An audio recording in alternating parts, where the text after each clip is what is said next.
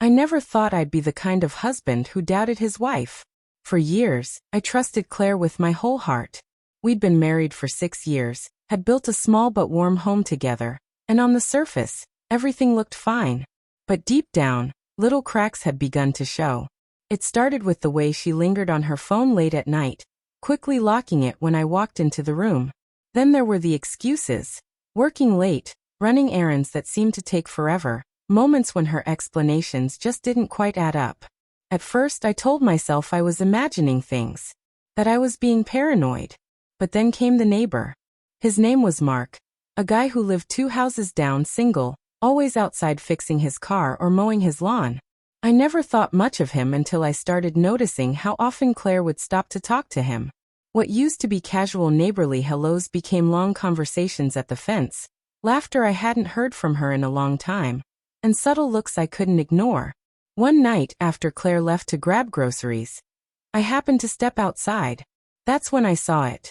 Her car parked down the street, just out of view of our house, and Mark slipping into the passenger side. My stomach turned, but instead of confronting her right then, I pulled out my phone and hit record. My hands shook as I zoomed in, my heart pounding in my chest. The video wasn't long, but it was enough. Enough to see them together in a way no married woman should ever be with another man. I didn't sleep that night.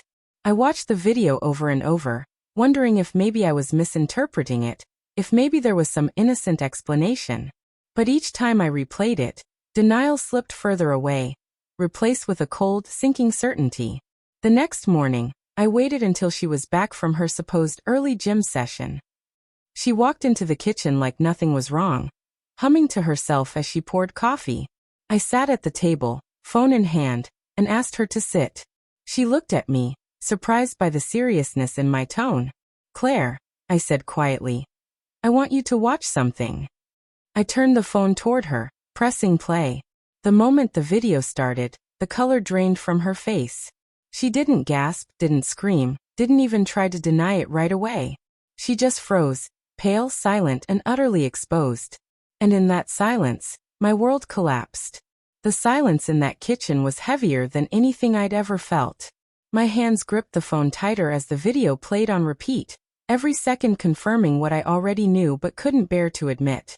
Claire's eyes darted from the screen to me, then back again, her lips parting as if words might come, but none did. Finally I asked, "Is that you?" Her throat moved as she swallowed hard, but she didn't answer. She just sat there, pale and stiff, like if she stayed quiet long enough, maybe the truth would vanish. But her silence was the loudest confession I'd ever heard.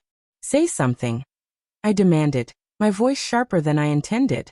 Tears welled in her eyes, but she still wouldn't speak. I realized in that moment she wasn't just guilty. She was cornered, scrambling inside for some excuse, some lie to soften the blow. But there was nothing left to hide behind.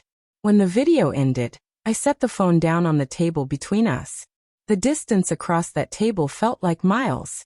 This was the woman I had built a life with. The woman I thought would grow old by my side, now reduced to a stranger I couldn't recognize. "You lied to me," I whispered.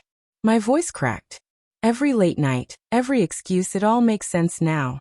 She finally broke her silence with a single word. "I'm sorry." Sorry. That was it.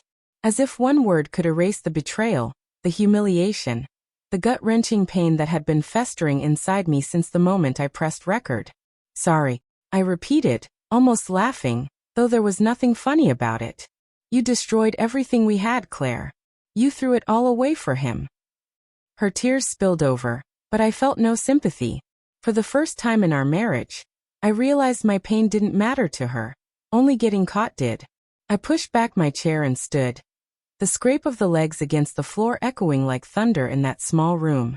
She reached out as if to stop me, but I pulled away before her fingers could touch me. "I can't even look at you right now," I said coldly. I left the house, slamming the door behind me, the air outside biting and sharp. I walked without direction, my mind swirling with rage and heartbreak. Neighbors went about their day, oblivious to the storm inside me. None of them knew that the man 2 houses down had just stolen my marriage, and my wife had let him. I didn't go back home that night. I wandered the streets until the anger inside me boiled down into a cold, bitter clarity. When dawn broke, I returned, not to reconcile, but to end it. I walked through the door to find Claire sitting on the couch, her eyes red and swollen, clutching a blanket like it could shield her from the truth she had created. She looked up at me, hopeful, as if maybe enough hours had passed for me to calm down. But there was no calm left in me, only resolve. "We need to talk," I said, my voice steady now. She nodded, but her hands trembled. "Why him?" I asked, cutting straight to the heart of it. Was I not enough? Did you need excitement? Validation? What was it, Claire? Her lip quivered. It wasn't supposed to happen. I felt neglected. And he was there, and... Don't! I snapped, my anger flaring again. Don't you dare put this on me. You had a choice every single time you texted him. Every time you met him. Every time you let him touch you. And you chose him. Over me. Over us. She broke down, sobbing into her hands, but her tears only widened the gap between us. They were no longer my concern. I watched you in that car. I continued, my tone cold.